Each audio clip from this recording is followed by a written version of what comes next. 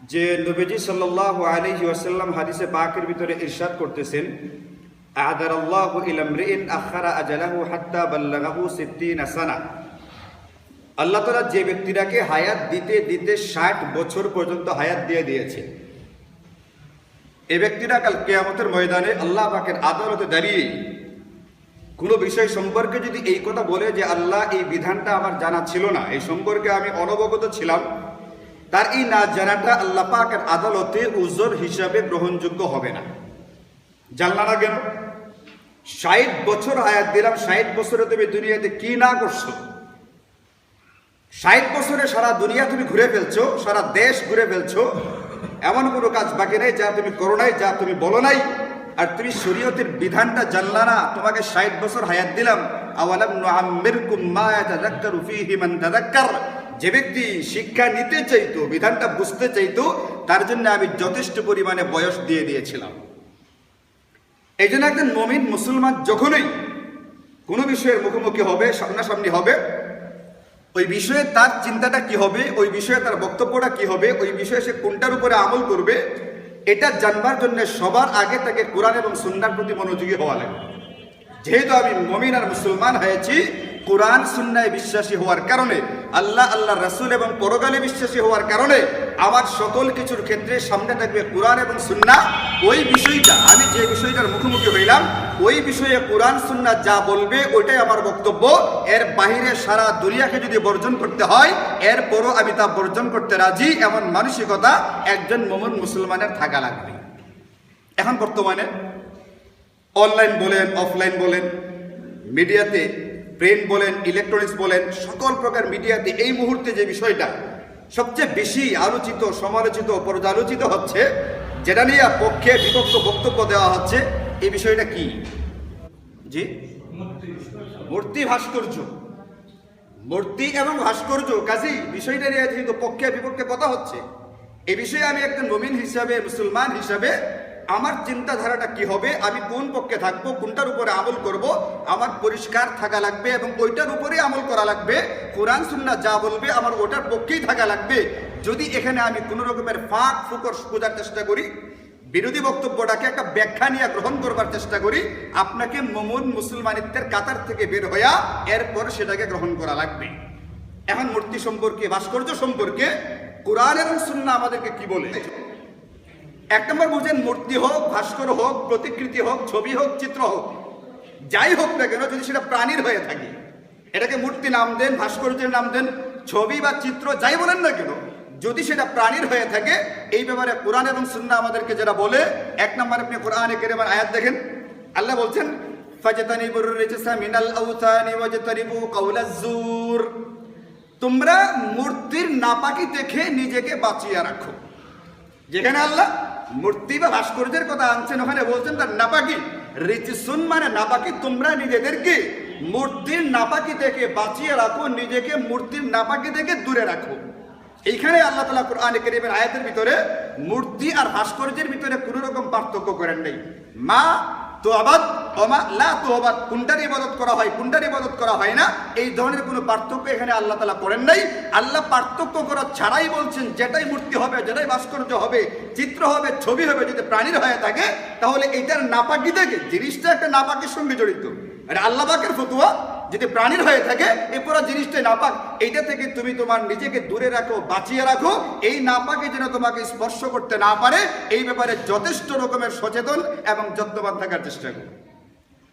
নবীজি সাল্লাল্লাহু আলাইহি ওয়াসাল্লাম হাদিসে পাকের ভিতরে, অসংখ্য হাদিসের ভিতরে, আমি আপনাদেরকে একটা দুটো করে বলে যাচ্ছি, কয়েকটা বিষয়ে কথা বলবো।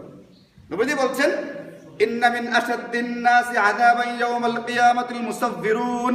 কাল কিয়ামতের ময়দানে শাস্তির দিক থেকে সবচেয়ে কঠিন শাস্তি যাদেরকে দেওয়া হবে, শাস্তি হিসাবে বিভিন্ন রকমের শাস্তি আছে, কিন্তু সবচেয়ে কঠিন যেটা হবে, সবচেয়ে কঠিন শাস্তিটা দেওয়া হবে এই চিত্র যারা আঁকে, চিত্রশিল্পী যারা হবে, ছবি যারা আঁকে, যারা ছবি অঙ্কন করে, যারা মূর্তি বানায়, যারা ভাস্কর্য বানায়, যারা এইগুলো নির্মাণ করে, এদেরকে সবচেয়ে ভয়াবহ এবং কঠিনতম শাস্তিটা দেওয়া হবে। আপনি কি আয়াত আর হাদিস থেকে বুঝতে পারেন? আমি আপনাদেরকে অল্প কথাই বলছি, একটা আয়াত আর হাদিস থেকে বুঝতে পারেন যে আল্লাহ তাআলা মূর্তি, ভাস্কর্য, ছবি, প্রতিমা, প্রতিকৃতি এইগুলোর ভিতরে পার্থক্য করা ছাড়াই আল্লাহ রাসূল বলছেন এইগুলোর নাপাকি থেকে নিজেকে বাঁচাতে হবে, এবং 2 নাম্বার এইগুলোর ভিতরে যারা জড়িত হবে এদেরকে কাল কিয়ামতের ময়দানে সবচেয়ে ভয়াবহ শাস্তিরা দেওয়া হবে। এখান থেকে আমরা বুঝলাম এই জিনিসটা শরীয়তে গ্রহণযোগ্য নয়, অনুমোদিত নয়, এইগুলোর সঙ্গে আমার আপনার কোনো রকমের সম্পর্ক থাকতে পারে না। 2 নম্বর একটা বিষয় হলো শরীয়ত যে জিনিসটাকে হারাম বলবে ওই হারাম কার্যের ভিতরে লিপ্ত হওয়া থেকে নিজেকে বাঁচানো ফরজ একটা বিষয়। শরীয়ত যেটাকে হারাম বলবে, হারাম থেকে, হারাম কাজে জড়িয়ে পড়া থেকে নিজেকে বাঁচানো একটা ফরজ। 2 নম্বর শরীয়ত যেটাকে হারাম বলবে হারামটাকে হারাম বিশ্বাস করা আরেকটা ফরজ। 2টা বিষয় এখানে, 2টা ফরজ। শরীয়ত একটা বিষয়কে হারাম বলেছে, হারাম, যেমন ধরেন কথার কথা চুরি করা হারাম, শরীয়ত বলছে হারাম। এখন কোনো ব্যক্তি নিজেকে চুরি কর্মে জড়িত করবে, কোনো চুরির কাণ্ডে নিজেকে জড়াবে, এই জড়ানো থেকে নিজেকে বাঁচানো ফরজ, এবং চুরি করার কাজটা একটা হারাম, এর একটা অপরাধ কোরআন সুন্নাহ দৃষ্টিতে, এই বিশ্বাস রাখাটাও ফরজ।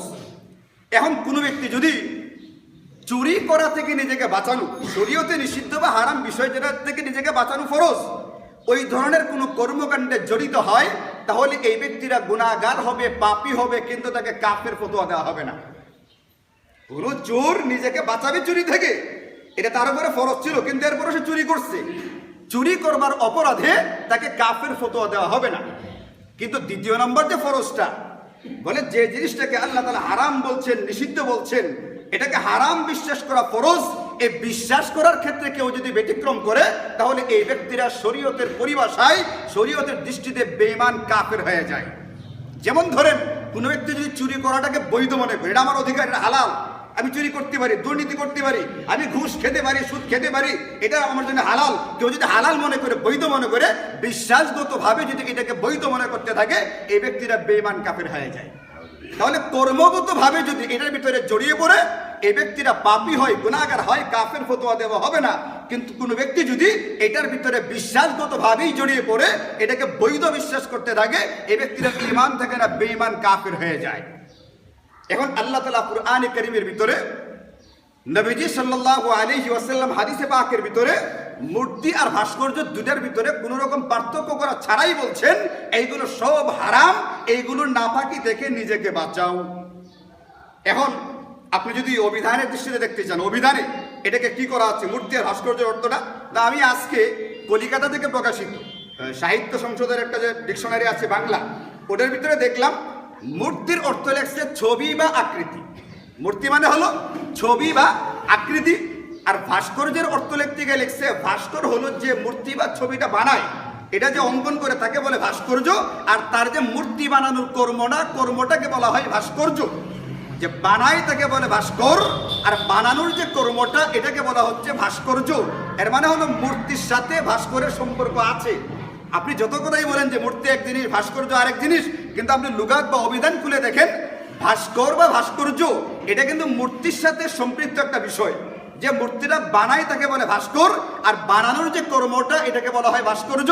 কাজে একজন ভাস্কর হইতে গেলে মূর্তি বানাইতে বা আঁকতে হবে, মূর্তি ছাড়া অন্য কিছু করে তাকে ভাস্কর বলা হবে না, ওটাকে ভাস্কর্য বলা হবে না। তাহলে 2টার ভিতরে আপনি খুঁজতে গেলে আসলে কোনো পার্থক্য নাই, একটার সঙ্গে আরেকটা অঙ্গাঙ্গি ভাবে জড়িত হয়ে আছে। আর আমি ধরলাম যারা এই মুহূর্তে বলছে 2টার ভিতরে পার্থক্য আছে, ধরে নিলাম তাদের করে, বিশ্বাস করলাম না, ধরে নিলাম পার্থক্য আছে। তারা কি পার্থক্য করে? বলে মূর্তি শরীয়তে নিষিদ্ধ, কারণ ওইটার পূজা বা ইবাদত করা হয়, কিন্তু ভাস্কর্য শরীয়তে নিষিদ্ধ নয়, কারণ এটার ইবাদত বা পূজা করা হয় না। মানে যারা পার্থক্য করে, পার্থক্যটা এইভাবে করছে, মূর্তির ইবাদত করা হয় এই জন্য শরীয়তে নিষিদ্ধ, আর ভাস্কর্যের ইবাদত করা হয় না এই জন্য শরীয়তে সিদ্ধ, এটা নিষিদ্ধ নয়। আমি বলি কোরআন সুন্নাহ আমাদেরকে 2টার ভিতরে কোনো পার্থক্য দেখায় না। আপনি অসংখ্য আয়াত আর হাদিস দেখেন, নবীজি সাল্লাল্লাহু আলাইহি ওয়াসাল্লাম একবার আম্মাজান হযরত আয়েশা রাদিয়াল্লাহু আনহা এর ঘরে গেলেন, গিয়ে দেখেন ঘরে একটা পর্দা ঝুলতেছে, পর্দার ভিতরে প্রাণীর ছবি আঁকা। আম্মাজান হযরত আয়েশা খেয়ালও করে না এর ভিতরে প্রাণীর ছবি আছে, তিনি পর্দা ঝুলাইছেন, নবীজি ঘরে ঢুকতে অস্বীকার করলেন। আম্মাজান দৌড়িয়া দরজা পর্যন্ত গেলেন, হুজুর আপনি কেন ফিরে গেলেন? বলে তোমার ঘরে একটা পর্দা ঝুলছে, পর্দার ভিতরে প্রাণীর ছবি আছে, আর যে ঘরে প্রাণীর ছবি থাকে ওই ঘরে আমি প্রবেশ করতে পারি না। আপনি বলেন আম্মাজান হযরত আয়েশার ঘরে যে প্রাণীর ছবি ছিল এটাকে ইবাদত করা হইতো? ওটার কেউ ইবাদত করতো? আম্মাজান আয়েশাকে এটার ইবাদত করতেন?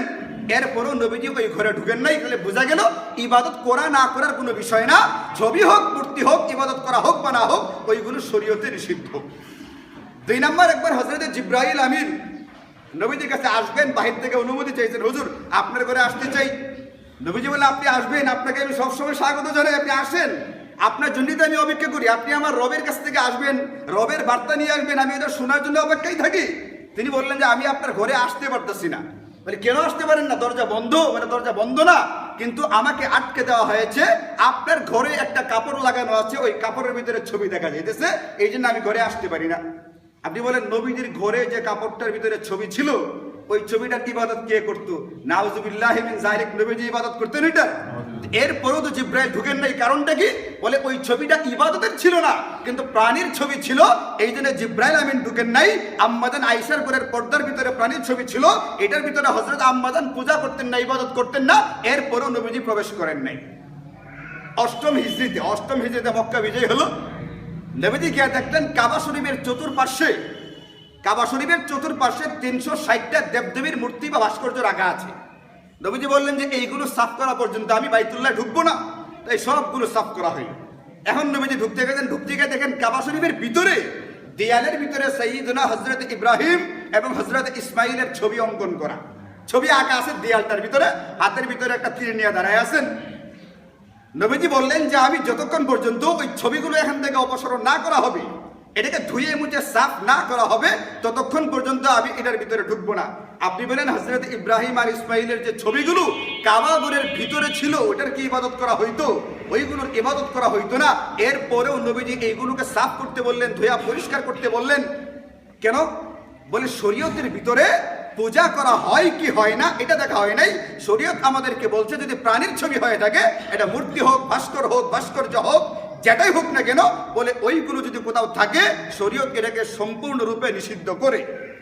এখন আমি আপনি যদি পরিপূর্ণ মুসলমান থাকতে চাই, শরীয়তের বিধানটা আমাকে বোঝা লাগবে যে এই মুহূর্তে আমার বক্তব্যটা কি হবে, আপনি কোন দিকে থাকবেন, কোন বক্তব্যটা গ্রহণ করবেন, আপনার আমলটা কোন বিষয়ের উপরে হবে। আমি বললাম দেখেন শরীয়তের ভিতরে একটা হলো যে শরীয়ত পার্থক্য করে নেই।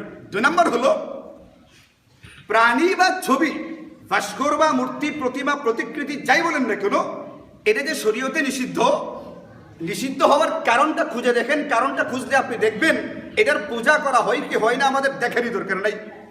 যে সমস্ত মূর্তির ইবাদত বন্দেগী করা হয়, যেগুলোর পূজা করা হয়, এইগুলো শরীয়তে নিষিদ্ধ দুইটা কারণে শরীয়তে নিষিদ্ধ।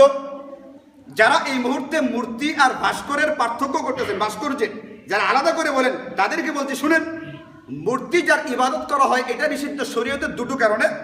একটা হলো 1 নম্বর এটার প্রাণীর ছবি, এটা প্রাণীর প্রতিকৃতি, এটা বানানোর মাধ্যমে সে আল্লাহ পাকের সৃষ্টির সাথে সৃষ্টি করার গুণে নিজেকে গুণান্বিত করতে চায়, এই অপরাধে এটা নিষিদ্ধ। 2 নম্বর এটার ইবাদত বা পূজা করা হয়। তাহলে মন্দিরের যেগুলো ইবাদত বন্দেগী করা হয় এইগুলো শরীয়তে নিষিদ্ধ 2টো কারণে। 1 নম্বর তার ইবাদত করা হয়, 2 নম্বর এটা প্রাণীর ছবি। আর প্রাণীর ছবি বানায় একজন মানুষ, আল্লাহ পাক যেরকম মানুষকে সৃষ্টি করেছেন এরকম সৃষ্টির সঙ্গে নিজেকে তুলনা করে নিজেও স্রষ্টা হওয়ার চেষ্টা করতে থাকে, এই জন্য এটা নিষিদ্ধ। এখন মূর্তি যার ইবাদত করা হয় এটা 2টো কারণে নিষিদ্ধ। আর ভাস্কর্যকে যা আলাদা করে বলেন, আমরা বলি ভাস্কর্য একই অপরাধের অপরাধী, এই জন্য এটাও নিষিদ্ধ। কিন্তু যারা পার্থক্য করেন তাদেরকে বলে দেখেন, ভাস্কর্য যদি ইবাদত নাও করা হয়, তার যদি পূজা অর্চনা নাও করা হয়, এরপরও নিষিদ্ধ। কেন? আল্লাহ নবী হাদিসে পাকের ভিতরে বলছেন আল্লাযীনা ইউদাহিউনা বিখালকিল্লাহ, যে আল্লাহ পাকের সৃষ্টির সঙ্গে সাদৃশ্য রেখে কোনো কিছু বানাইবার চেষ্টা করবে, পরকালে এই ব্যক্তিটাকে সবচেয়ে কঠিন শাস্তি দেওয়া হবে। তাহলে যে ভাস্কর্য বা যে মূর্তিটার যে ভাস্কর্যের ইবাদত করা হবে না, শুধুমাত্র অন্য কোনো কারণে বানানো হয়েছে, এটার ভিতরে ইবাদত করার অপরাধটা না থাকলেও এটার ভিতরে প্রাণী হওয়ার এবং আল্লাহ পাকের সঙ্গে নিজেকে সাদৃশ্য অবলম্বন করার বিষয়টা পাওয়া যায়। এই জন্য ভাস্কর্য বানানো শরীয়তে নিষিদ্ধ। আল্লাযীনা ইউদাহিউনা বিখালকিল্লাহ, আল্লাহ পাক মানুষ বানাইছেন, আমি মানুষের আকৃতিতে একটা ভাস্কর্য বানিয়ে ফেললাম, একটা মূর্তি বানিয়ে ফেললাম। তুমি আল্লাহ পাকের সৃষ্টির সঙ্গে নিজেকে স্রষ্টা বানাইবার জন্য চেষ্টা করতেছো, এই জন্য তোমার অপরাধ হবে। এই জন্য হাদিস পাকের ভিতরে আছে, তাকে বলা হবে তুমি প্রাণীর ছবি এঁকেছিলে, যতক্ষণ পর্যন্ত এই প্রাণীর ছবির ভিতরে তুমি প্রাণ না দিবে ততক্ষণ পর্যন্ত তোমাকে শাস্তি দেওয়া হইতেই থাকবে। এবার আপনি বলেন যে মূর্তি বানাইছে, এই লোকে প্রাণ দেওয়ার ক্ষমতা আছে? মূর্তিটা না এঁকে ফেলছে, কিন্তু প্রাণ বানাইবার ক্ষমতা আছে। যদি সে প্রাণ দিতে না পারে এবং কোনোদিন পারবে না, এই ব্যক্তির অনন্ত কাল ধরে কবরের ভিতরে, হাসরের ময়দানে, জাহান্নামের ভিতরে, শাস্তির ভিতরে জ্বলতে থাকতে হবে। এই জন্য কোনো যুক্তি দেয়া মূর্তি আর ভাস্কর্যকে আলাদা করে দেখবার, আমি আপনি যদি মুসলমান হয়ে থাকি মুসলমান, তাহলে আলাদা করে দেখবার কোনো সুযোগ নেই। এখন কেউ এই কথা বলতেছে যে হুজুররা যে এটাকে খালি নাজায়েজ বলতেছে, তাহলে হজের সময় হজ যে ছবি তুলে, তাহলে হজের বিরুদ্ধে ফতোয়া দিক। এখানে ভুলটা কোথায় হয়েছে দেখেন, হজের সময় ছবি তুলতে হয়, পাসপোর্ট করতে গেলে ছবি লাগে। এখন ওই নেতা বলতেছে যেহেতু ছবি তুলতে হয়, তাহলে হজের বিরুদ্ধে ফতোয়া দিক। আর হজের বিরুদ্ধে ফতোয়ার কথা কেন বলবেন? আপনি বললে এটা বলতে পারতেন, যেহেতু হজের পাসপোর্ট করতে গেলে ছবি লাগে, ওই ছবিটার বিরুদ্ধে ফতোয়া দেন, এটা বলতে পারতেন। আপনি যদি কোনো নেতার ভাস্কর্য মূর্তি বানাইতে চান, আমরা তো এই কথা বলি নাই ওই নেতাকে বাংলাদেশে নিষিদ্ধ করে ফেলা হোক, বলা হচ্ছে ওই নেতার নামে ভাস্কর্য বা মূর্তি বানানো নিষিদ্ধ করা হোক, ওই নেতাকে নিষিদ্ধ করা হয়নি। আপনি বললে ছবিটা নিষিদ্ধের কথা বলতে পারতেন, একেবারে হজের বিরুদ্ধে কথা বলতে গেলেন কোন হিসাবে? 2 নম্বর কথা হলো, যিনি এই কথা বলছেন তিনি আমাদের নেতা বা নেত্রী। আল্লাহ পাক ভালো জানেন আমাদের অপরাধের কারণে এরকম দেমাগের মানুষ কিভাবে নেতা নেত্রী হয়। একটা হলো অপারগতা, আর একটা হলো স্বাভাবিক অবস্থা। যেখানে মরা মুরগির গোশত খাওয়া বৈধ না অবৈধ? অবৈধ। কিন্তু শরীয়ত আমাদেরকে বলছে, কোরআনে সুস্পষ্ট আয়াত, অপারগ অবস্থা একটা মানুষ মারা যাচ্ছে, এই মুহূর্তে মরা মুরগির গোশতটা না খেলে ব্যক্তিরা মারা যাবে, তখন তার জন্য জীবন বাঁচানোর জন্য যে পরিমাণ খেতে হয়, হারামটাকে হালাল করে দেওয়া হয়েছে। তার জন্য জীবন বাঁচে যে পরিমাণ খেলে ওই পরিমাণ খাওয়াটা হালাল। তাহলে এটা মূলত এমনিতে হালাল না, এমনিতে বৈধ না। মরা মুরগির গোশত খাওয়া এমনিতে বৈধ না, মৃত জন্তুর গোশত খাওয়া এমনিতে বৈধ না, অপারগ অবস্থায় বৈধতা দেওয়া হয়েছে। এখন হজ করতে গেলে পাসপোর্টে ছবি না থাকলে আমাদেরকে মক্কা মদিনাওয়ালারা ভিসা দেয় নাই। অপারগ অবস্থায় ছবি তোলার একটা বিষয়, আরেকটা হলো একটা মূর্তি বা ভাস্কর্য বানাচ্ছি, যেটা না বানালে আমার কোনো রকমের ক্ষয়ক্ষতি হবে না। দুটাকে এক জিনিস হলো, এখানে দুইটা ভুল করছে। একবারে হজ নিষিদ্ধ করার কথা বলে ফেলছে, 2 নম্বর বলে ফেলছে যে অপারগ অবস্থার স্বাভাবিক অবস্থা, দুইটাকে গুলাইয়া এক করে ফেলছে। আরেকজনই বলছে যদি ভাস্কর্য মূর্তির বিরুদ্ধে কথা বলা বন্ধ না করা হয়, তাহলে এদের লেজ কেটে দেওয়া হবে। আপনি বলেন ভাস্কর বা মূর্তির বিরুদ্ধে কথা বলছে শিয়ালে, গরু ছাগলের কথা বলছে না আলেম ওলামার কথা বলছে? এই কথা যে বলছে এরা হলো ডারউইনের মতবাদে বিশ্বাসী, যারা বানর থেকে পরিবর্তন হয়ে বিবর্তন হয়ে আস্তে আস্তে মানুষে রূপান্তরিত হয়েছে।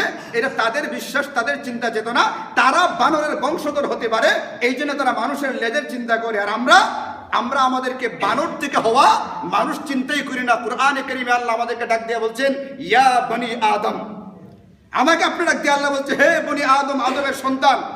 আদম কি সাধারণ মানুষ ছিলেন না নবী ছিলেন? তিনি একজন নবী ছিলেন। আল্লাহ তাআলা আমাদেরকে কুরআনে কারীমে আল্লাহ নিজে ফতোয়া দিয়েছেন, আমরা নবীর সন্তান, আমরা আওলাদে আম্বিয়া, আমরা নবীদের সন্তান হিসেবে গর্ববোধ করি। যারা বলছো লেজ কেটে দেওয়া লাগবে, এরা বানরের বংশধর, আর আমরা হযরতে আম্বিয়াদের বংশধর। লেজ কাটার কোনো বিষয় নেই, আমাদের লেজ নাই, আমরা বানরের বংশধর না, লেজ কাটার কোনো সুযোগই নাই। তুমি কেন লেজ কাটার কথা বলবা? ডারউইনের মতবাদে আমরা বিশ্বাসী না। কুরআনে কারীমে আল্লাহ তাআলা ইন্না শানিআকা হুয়াল আবতার সূরাতুল কাউসার পড়ে দেখেন, এখানে আল্লাহর নবীকে ওরা বলছিল নির্বংশ করে দিবে, লেজ বিহীন করে দিবে, এর কোনো বংশধর থাকবে না। আল্লাহ বলছেন, নবী যারা আপনার দুশমন, আপনার শত্রু, এদেরকে আমি নির্বংশ, এদেরকে আমি লেজ বিহীন করে দিব, কিন্তু আপনার বংশ কিয়ামত পর্যন্ত থাকবে। নবীর বংশধর এখনো পৃথিবীতে আছে, কিয়ামত পর্যন্ত থাকবে। যতদিন নবীর বংশধর উত্তরসূরীরা থাকবে ততদিন পৃথিবী ঠিকবে, আর যেদিন থাকবে না এদিন পৃথিবী টিকবে না। কিন্তু আল্লাহ বলছিলেন, আবু জাহাল, উতবা, শাইবা, তোমরা যারা লেজওয়ালা ডারউইনকে বিশ্বাস করো, ডারউইনকে নেতা মানো, তোমাদেরকে নির্মূল করে দেব, নির্বংশ করে দেব। আপনি শুনছেন পৃথিবীর কোথাও আবু জাহেলের জ্ঞাতি গোষ্ঠী এখনো জীবিত আছে? এদের গতিগোষ্ঠী জীবিত নাই, কিন্তু এদের প্রেতাত্মা, এদের অনুসরণকারী, এদের আদর্শকে ধারণকারী ওই বেঈমান কাফেরের অনুসারীরা এখনো জীবিত রয়ে গেছে। আল্লাহ তাআলা কুরআনে কারীমে আমাদেরকে বলছেন তুমি যদি সত্যিকারের ইন কুনতুম তুমিনুনা বিল্লাহি ওয়াল ইয়াউমিল আখির আল্লাহর রাসূলে বিশ্বাসী হয়ে থাকো, তাহলে কোরআন সুন্নাহকে দিল থেকে গ্রহণ করো।